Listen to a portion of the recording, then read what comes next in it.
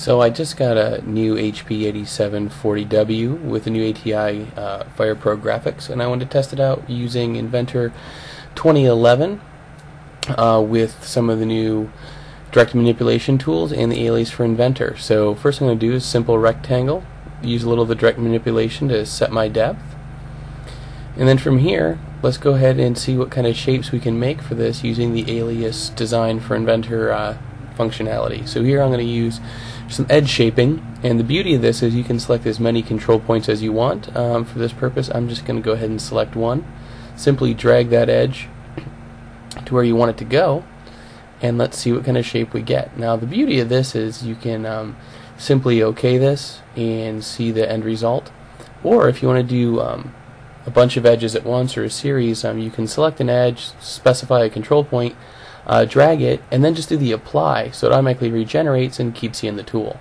So from here, if I want to make a change like this edge here, you'll notice that it's just changing one edge. What's really nice is I can get out of this tool and I can start doing some symmetric forming. So I can specify a plane, and then you'll notice in some of my options here that not only can I pick by a plane, but I can also define based on symmetric twin edges. So see some of my different symmetric options. I'm going to specify the two edges that I'm interested in, ensure that they're symmetric. So now when I do any of these shape changes on my edges, it's going to be a symmetric change. So here I'm not adding any control points, I'm just controlling where the end point of that edge is. I get a nice preview, I can see what actions are going to happen before I make this pretty drastic change. So I apply that, and then I can make any more radical changes to what used to be my prismatic shape. And let's go ahead and change the underneath a little bit. Not really sure what I'm going for here. Like I said, I'm really just kind of playing with the tool right now and seeing what I get.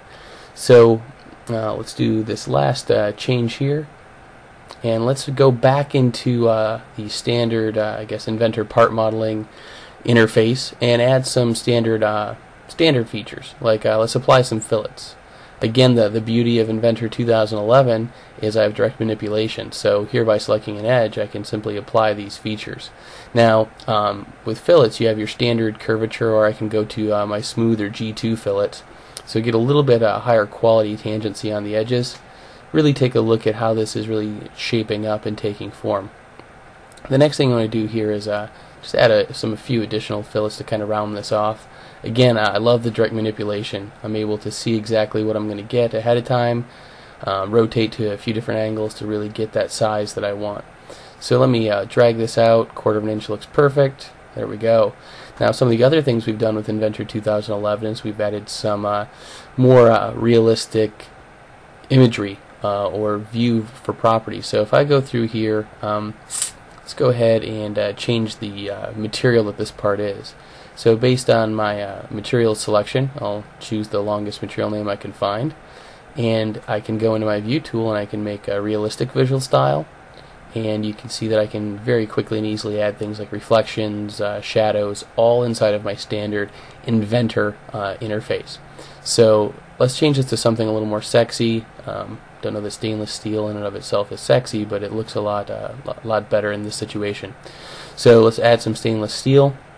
And now you can see there we have a really nice realistic model of a random shape I generated using Inventor 2011 and the alias Design for Inventor.